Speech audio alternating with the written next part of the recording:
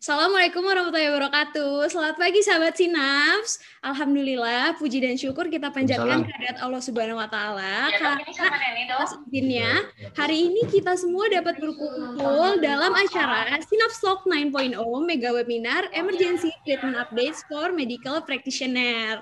Nah, sebelumnya perkenalkan, saya Azra sebagai moderator dalam acara hari ini. Sinaps sekarang itu punya YouTube channel, jadi nanti akan diupdate materi-materi yang oke banget dari tim Sinaps. Jadi teman-teman jangan lupa subscribe di YouTube-nya, channel YouTube-nya Sinaps, itu yaitu Sinaps Medical Education. Nah, untuk sekarang itu materi yang kedua itu dari Dr. Rizkar. Kita sapa dulu Dr. Rizkar. Selamat pagi, Dok. Halo, selamat pagi Dr. Laila. Selamat pagi, Dokter. Apa kabar? Sehat-sehat ya? Baik, sehat-sehat kan? Iya, sehat dok. Saya bacakan dulu CV dari dokter ya dok ya. Oke, terima kasih. Jadi untuk ini sekarang materi kedua adalah postpartum urinary retention, why is it an emergency, yang akan dibacakan oleh dokter Rizkar Aref Sukarsa, spesialis obstetri ginekologi konsultan. Untuk riwayat pendidikannya tahun 1992 itu di Fakultas Kedokteran Universitas Padjadjaran Bandung. Lalu di tahun 1999 sampai 2003 itu residen ilmu obstetri dan ginekologi pada bagian di FK Unpad RSAS Bandung, dan tahun 2007 itu konsultan uroginekologi dan rekonstruksi di FK Universitas Indonesia Rumah Sakit Cipto Mangunkusumo Jakarta. Untuk pengalaman dari dokter itu dokter PTT RSU AM Parikesit Tenggarong Kalimantan Timur dari bulan November 1993 sampai November 96. Lalu dokter PNS RSU AM Parikesit Tenggarong Kalimantan Timur, lalu dokter asisten ahli bagian obstetri dan ginekologi FK Universitas Padjadjaran RSAS Bandung, lalu dokter spesialis di RSUD Tamiang Kuala Simpang Aceh Maret sampai Juni 2004.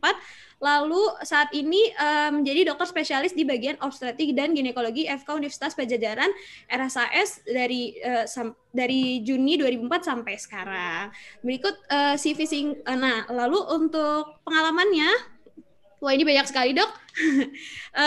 Untuk penata muda golongan 3A, lalu penata muda tingkat 1 golongan 3B. Saat ini dokter menjadi anggota ID dan anggota POGI Jabar, lalu anggota Himpunan Uroginekologi Indonesia, anggota IUGA atau International Urogynecology Association, anggota Australian Association of Vaginal and Incontinence Surgeons gitu. Berikut CV singkat dari Dr. Rizkar. Mangga dok, waktu dan tempat saya persilahkan. Oke, terima kasih Dr. Laila. Ya dok, sama-sama. Saya izin share ya. Ya dok. Nah, Dr. Laila, saya dapat tugas tentang postpartum urinary retention. Kenapa sih disebut emergency? Ya kadang-kadang orang tuh kok postpartum retensi urin postpartum aja disebut emergency. Memang kalau kita ingat-ingat bahwa emergency response time itu kan terbagi 3 ya golongannya. Yang satu yang life saving, yang kedua beberapa jam bisa kita tunggu, dan mungkin beberapa hari bisa kita laksanakan. Semuanya berkaitan dengan life saving. Tapi ada yang sito banget, ada yang sedang, ada yang memang bisa ditunda. Ya.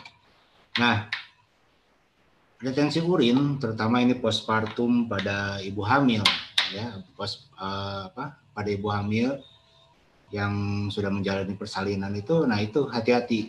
Kenapa demikian? Karena memang pada waktu hamil, ibu hamil itu akan bertambah cairannya kurang lebih 50% dari sebelumnya. Nah, ya. Nah, kenapa pada ibu hamil kok menjadi gemuk, kemudian kakinya menjadi bengkak dan seterusnya?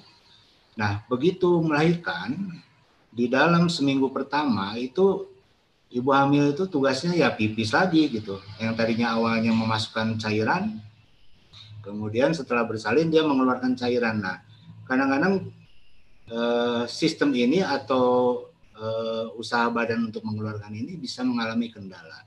Ya. Nah, sehingga kadang-kadang pasien datang dalam keadaan dirujuk dengan kista ovarium. Nah, gitu kan. Padahal dia postpartum. Gimana judulnya ya? Kista ovarium postpartum. Nah, kan jadi apa hubungannya nih gitu kan. Nah, kenapa emergency? Yaitu berkaitan dengan pyelonefritis ya. Pyelonefritis itu ya disebabkan karena awalnya dia suatu retensi urin postpartum, kemudian akan menjadi infeksi saluran kencing, seterusnya akan menjadi cystitis akan menjadi pyelonefritis. Nah, setelah pyelonefritis dia akan menjadi urosepsis. Maka disitulah masalahnya, bahkan tidak jarang pasien itu mengalami kematian. Nah, ini penting buat kita, ya buat kita sejawat yang mungkin tidak sehari-hari mengalami pertolongan persalinan, tapi saya yakin semua sejawat bekerja di emergency atau di tingkat 1 pelayanan pasti sering akan mengalami hal seperti ini. Ya. Tentunya semua akan tahu kebanyakan kumannya adalah Escherichia coli yang biasanya berkaitan dengan saluran pencernaan. Ya. Nah, kalau kita mendapatkan satu kasus dengan demam tinggi lebih dari 38 derajat, kemudian nyeri pinggang, kemudian seperti lesu, ya ada mual, muntah, bahkan menggigil. Ini kadang-kadang menggigil selalu dikaitkan dengan mungkin malaria atau mungkin penyakit demam yang lain. Padahal mungkin bisa terjadi menggigil ini karena infeksi saluran kencing. Dan tentunya ada keluhan nyeri berkemih ya. Nah, ini berkaitan dengan ascending infection yang tadi saya sudah sebutkan. Ya, biasanya didahului dengan uretritis, cystitis, kemudian pyelonefritis, kemudian menjadi urosepsis yang menjadi kegawat daruratan di dalam obstetrik ginekologi. Ya. Nah, kenapa sih retensi urin itu bisa menyebabkan penyakit atau pyelonefritis atau urosepsis?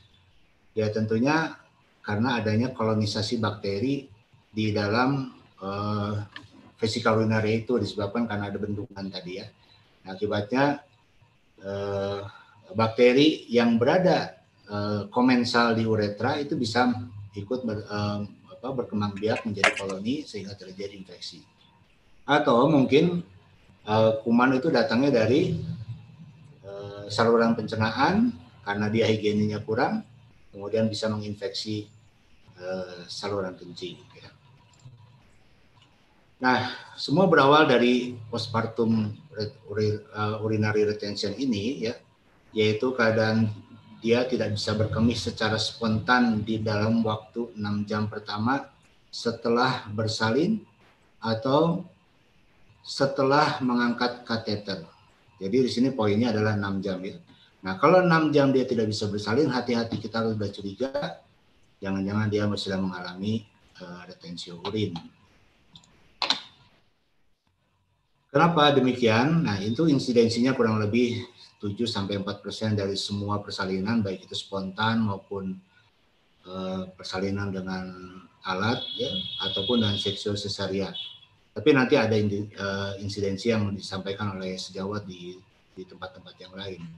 Disebabkan kenapa? Karena trauma dari bladder, ya. Trauma dari bladder dan juga lemahnya dasar panggul atau memang ketakutan atau adanya terganggunya saraf yang mempersarafi tentang dasar panggul itu yang berkaitan dengan berkemih. Ya. Nah, maka itu pada persalinan yang lama kita harus sudah curiga jangan-jangan saraf yang mempersarafi bladder itu juga terganggu. Ya. Nah, makanya itu ada batasan-batasan di dalam persalinan itu, ya ada sejam, tidak boleh 30 menit, itu semuanya ada artinya berkaitan dengan kerusakan saraf-saraf yang mempersarafi otot-otot yang berkaitan dengan berkemih. Ya, ini laporan dari berbagai penelitian di luar negeri ya. Insidensinya ya 0,2%. Ini dilaporkan oleh sejawat Panter Abrams dan kawan-kawan, ya dilaporkan dalam jurnal internasional. Nah, secara umum ya retensi bladder ini pasca cesarean itu lebih tinggi, ternyata 24,1%. Jadi sejawat semuanya lebih baik itu adalah lahir normal dibandingkan lahir dengan seksual cesarean. Tentunya dengan alat seperti forceps dan vakum juga menambah insidensi, tetapi pada cesarean delivery ini kejadiannya lebih tinggi. Walaupun nanti harus dibagi menjadi overt dan covert ya. Yang sama sekali nggak bisa itu kurang lebih 7,4%, dan yang covert itu yang bisa berkemih tapi ada sisa sekitar 16,7%. Ya tentunya risikonya, faktor risikonya itu adalah primipara ya, instrumental delivery, kemudian adanya pembiusan atau analgesia dengan epidural, dan ini tadi yang sudah saya sebutkan adalah prolong atau lamanya bersalin lebih dari 1 jam biasanya ya. Kemudian ada perineal trauma. Perineal trauma itu tidaklah mudah ya, nanti lain waktu mungkin kita berbicara tentang perineal trauma. Kadang-kadang dengan perineal trauma ini pasien jadi tidak mau berkemih ya, atau bahkan tidak mau BAB sehingga menyebabkan retensi urin.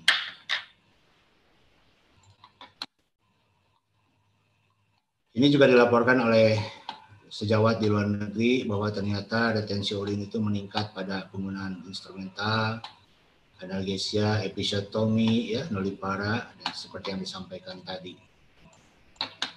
Nah, ini yang bagian yang penting.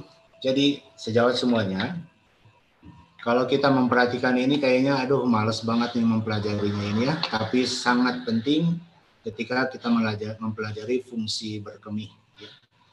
Nah, sejawat, kalau kita perhatikan di sini ada vesika urinaria, ada sphincter uretra externa ya, dan ini semua terhubung dengan saraf-saraf yang bertugas kepada masing-masing itu ya. Di sini ada saraf otonom yaitu simpatik dan parasimpatik. Ini bertugas pada musculus detrusor bladder, dan ada nervus pudendus yang bertugas kepada musculus sphincter uretra externa. Nah, ternyata berkemih itu didahului dengan suatu perasaan ingin berkemih, bukan? Mungkin gitu ya, Dokter Ella. Ya, kalau kita ingin berkemih, itu biasanya kita merelaksasikan dasar panggul kita. Ini memang lebih ke arah wanita ini berbicaranya, tetapi pada pria juga sama pada dasarnya ya. Jadi seorang wanita ingin berkemih itu biasanya dia merelaksasikan dasar panggul, kemudian setelah itu terjadi otomatisasi dari simpatis ketika kandung kemih itu terisi oleh air atau urin, kemudian otomatis kerja parasimpatis sehingga menyebabkan kontraksi dari rahim, kontraksi dari bladder. Nah, jadi kalau tidak terjadi relaksasi dari sphincter uretra atau dasar panggul yang merelaksasikan itu, maka tidak akan terjadi kontraksi dari vesika urinaria. Ini prinsip. Sehingga apa yang terjadi pada wanita yang baru bersalin, kadang-kadang dia takut untuk berkemih. Nah, ketika dia takut berkemih, tentunya tidak akan terjadi yang namanya tugas parasimpatis tadi untuk berkontraksi kepada musculus detrusor. Akibatnya apa? Ya, tugas parasimpatis atau tugas simpatis yaitu tugasnya adalah merelaksasikan musculus detrusor sehingga kandung kemih itu terisi oleh urin, maka tugasnya akan terus berlanjut. Yang tadinya volumenya 500 cc maka terus akan menjadi mungkin 1000 cc. Nah, datanglah pasiennya itu ke tempat Dokter Lela praktekan. Dokter Lela, saya ini nggak bisa berkemih. Nah, taunya vesika urinarianya penuh, disangka kista. Nah, itu ya kan dirujuk dengan kista ovarium. Nah, gitu.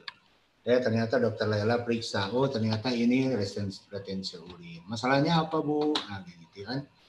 Ya, ini saya takut untuk berkemih, mungkin ada trauma, ada sakit, dan seterusnya. Jadi pasien tidak bisa berkemih. Ya. Itulah problem yang terjadi ketika postpartum itu, ibu-ibu takut untuk berkemih disebabkan karena rasa sakit terutama. Ya. Baik, kalau kita lihat, ada yang disebut dengan overt urinary retention, yaitu pasien sama sekali tidak bisa untuk mengeluarkan urin. Jadi tidak ada rangsang berkemih sama sekali. Akibatnya kandung kemih seperti balon diisi air. Jadi terus makin besar. Tapi ada juga yang namanya covert retention, yaitu dia bisa berkemih, tapi misalnya kapasitas 500 itu dia tidak akan keluarkan sebanyak 300 atau 400. Ya. Karena pada umumnya urin itu tidak akan keluar sampai 0. Ya. Di dalam kandung kemih itu misalnya kapasitinya 500, tapi ternyata keluarnya itu mungkin 300 atau 400, sehingga masih ada sisa 100. Ya. Nah, pada covert ini, urin yang keluar itu kurang atau lebih dari setengahnya. Ya. Misalnya 500 kapasiti ini, dia keluarkannya 200, maka sisanya 300. Nah, ini bedanya antara overt dan covert. Nah, kalau covert itu sama sekali nggak ada yang keluar. Ya. Nah, ini bahaya. Akibatnya apa? Ya, kita tentunya harus tahu bagaimana memanage pasien-pasien tersebut. Ya. Nah, ini ada flow chart atau bagan di mana ya ini saya ambil dari luar negeri, ya, guidance dari Auckland ini. Nah, di Indonesia juga punya, tapi dari berbagai center belum sama, jadi saya ambil dari luar negeri aja yang mungkin lebih mengena dalam praktis sehari-hari. Jadi kalau ada ketidakmampuan berkemih di dalam waktu 6 jam habis bersalin atau setelah diangkat kateter, kita cari gejala-gejala seperti ini, ya, adanya nyeri, adanya keinginan berkemih, atau usaha untuk berkemih dia ngeden-ngeden gitu ya, atau mungkin ada urin yang keluar tapi tidak lancar, ya. Atau ada rasa ingin berkemih tapi tidak komplit sampai dia mengeluarkan. Kita identifikasi, kemudian kita lihat lagi 4 jam kemudian. Kita lihat bagaimana perkembangannya. Ya. Maaf. Tapi setelah itu kita coba usahakan berkemih secara natural, ya. Mungkin dikasih, ya, diperdengarkan mungkin suara air gemericik, atau dia selalu berkemih pelan-pelan dengan suatu nasihat bahwa tidak apa-apa dan seterusnya. Bahkan kita coba memberikan, coba pasien suruh minum. Nah, setelah pasien minum, kita tunggu lagi 2 jam kemudian. Nah, gimana 2 jam kemudian ada berkemih enggak? Kalau ada berkemih, lihat sisanya berapa. Kalau lebih dari 200, volume berkemihnya kita terus kembali lagi ke tata cara yang awal tadi, kita terus awasi lagi sehingga pasiennya betul-betul bisa berkemih. Tapi kalau urin yang dikeluarkan itu kurang dari 200, yang tadi berarti ini ada covert, ya. Maka kita coba lakukan kateterisasi dan catat air kencing yang keluar. Sisa urin yang keluar, nah tentunya ada berbagai macam keadaan. Kita lihat kurang dari 150 cc, atau mungkin ada yang 150 sampai 700, atau mungkin dari 700, lebih dari 700. Ya. Nah, untuk yang kurang dari 150 ini sudah kita awasi saja, tapi yang 150 sampai 700 ini kateter aja 24 jam. Ya. Atau yang lebih dari 700 kita kateter 24 jam, 2 kali 24 jam maksud saya. Ya. Kemudian setelah itu diangkat kateternya, disuruh coba lagi berkemih. Bahkan kita berikan waktu sampai 4 jam. Kalau tidak ada berkemih, ya kita ulangi lagi stage yang pertama tadi, ya, sampai pasien bisa berkemih. Tapi kalau ditunggu 2 jam tidak ada berkemih, nah, kita lakukan kateterisasi lagi, ukur lagi seperti biasa. Ya. Tapi ada kalau dia ada berkemih lebih dari 200 cc, berarti kita ukur lagi sisanya berapa. Kalau kurang dari 150 atau lebih dari 150, kurang dari 200, pasien ini mungkin bisa diawasi dengan berkemih spontan. Ya. Nah ini algoritma untuk yang overt, yang sama sekali tidak bisa berkemih. Nah tentunya buat yang tidak bisa berkemih ini, kita harus pantau sampai dia bisa berkemih. Nah, hati-hati kalau dia tidak bisa berkemih, nah maka risiko infeksi saluran kencing atau sistitis ataupun bahkan pyelonephritis tadi sangat mungkin untuk terjadi. Nah, kita lihat yang covert. Covert ini artinya dia bisa berkemih tapi tidak lampias lah begitu ya, bahasa kita sehari-hari.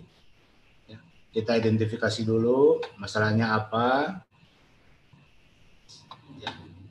Kita lihat 4 jam setelah bersalin atau 4 jam setelah diangkat kateter. Kita tanya apakah bisa berkemih atau mau berkemih? Ya, kalau iya, ya oke. Kita lanjutkan kepada chart berikutnya. Apakah keinginan berkemihnya itu mendesak? Ya, kalau tidak, kita awasi lagi. Tapi kalau tidak, kita lihat 2 jam setelah berkemih, kemudian berikan cairan, kemudian nilai ulang. Ya, begitu seterusnya. Nah, setelah kita berikan cairan ternyata tadi sama seperti yang di atas, kurang dari 200 cc, maka kita lihat 2 jam kemudian ada berkemih atau tidak. Kemudian kalau ada berkemih, kita lanjutkan exitnya seperti yang kedua tadi. Kemudian kalau sisanya 200 sampai 700, kita coba lagi pasang kateter selama 24 jam dan seterusnya ya. Sampai pasien kita ketahui betul residunya kurang dari 200. Jadi kalau postpartum itu residu itu harus kurang dari 200. Tapi kalau yang kasus-kasus ginekologi atau yang normal, retensi urin itu kurang dari 100. Nah, jadi prinsipnya bahwa urin itu tidak boleh terbendung di dalam vesika urinaria. Kalau terbendung, maka akan terjadi kolonisasi yang berakibat kepada infeksi yang lebih tinggi. Nah, kesimpulannya bahwa retensio postpartum ini memang sebuah komplikasi puerperium atau masa nifas yang harus diawasi. Jadi kita tidak boleh lepaskan pasien-pasien dalam keadaan masa nifas itu, terutama seminggu setelah dia bersalin. Kenapa? Karena seminggu setelah bersalin itu pasien-pasien akan mengeluarkan urin sebagaimana dia bertambah urin pada saat hamil.